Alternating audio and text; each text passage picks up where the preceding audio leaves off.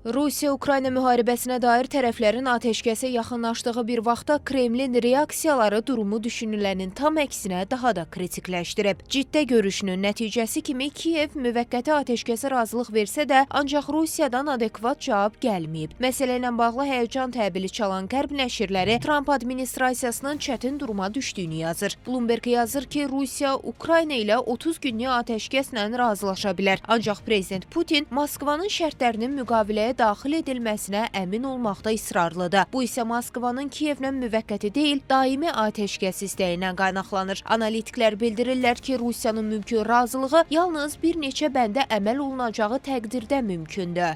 Hal-hazırda Rusiya-Ukrayna müharibəsi fonunda Rusiyanın istəkləri ondan ibarətdir ki, Kursk vilayətini tamamilə Ukrayna qoşullarından azad etsin. İkinci məqam isə Rusiya tətbiq edilən iqtisadi sanksiyalardan qurtulmaq istəyir, yəni bunun geri götürülməsini tələb edəcəkdir.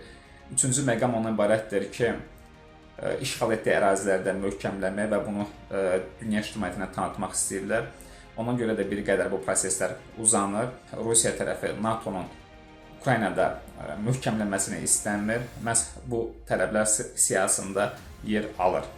Ciddə görüşündən sonra Birləşmiş Ştatlar Rusiya nümayəndə heyətləri arasında davam edən danışıqlarda hələlik ciddi nəticə əldə olunmayıb. Ancaq diqqət çəkən məqam prezident Donald Trump'ın xüsusi elçisi Steve Witkoff'un hələ də Moskvada olmasıdır. Görünür, diplomat Ağ Evin administrasiyasını hələ də gedişatla bağlı məlumatlandırmaqdadır və Vaşinqton konkret cavab əldə etməmiş, elçisini geri çağırmaq niyyətində deyil. Proqnozlar Kiyevlə Moskvanın atəşkəs razılaşmasının hələlik mümkünsüz olduğu yönündədir. Tərəflər atəşkəsə razılıq verib, sülh əldə olunması istiqamətində ciddi və real addımlar atmaqdansa,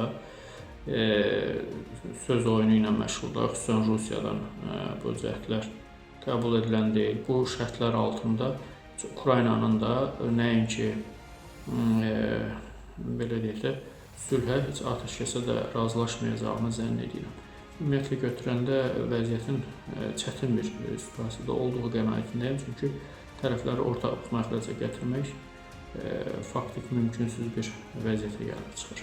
Vladimir Putini razılığa gətirməkdə çətinlik çəkən Trump'ın bu dəfə məcbur etmə siyasətinin Moskvaya yönəltdiyi müşahidə olunur. Artıq Vaşinqtondan sanksiyaların tətbiqinə başlanılıb. Yeni sanksiyalar paketi Rusiyanın enerji və bank sektoruna məhdudiyyətlərlə nəticələnə bilər. Odur ki, Birləşmiş Ştatlar tərəfləri ortaq fikrə gətirmək üçün onlara qarşı təzyiqləri hələ bir müddət davam etdirəcək. Zeynəb Mirzəyeva, Real.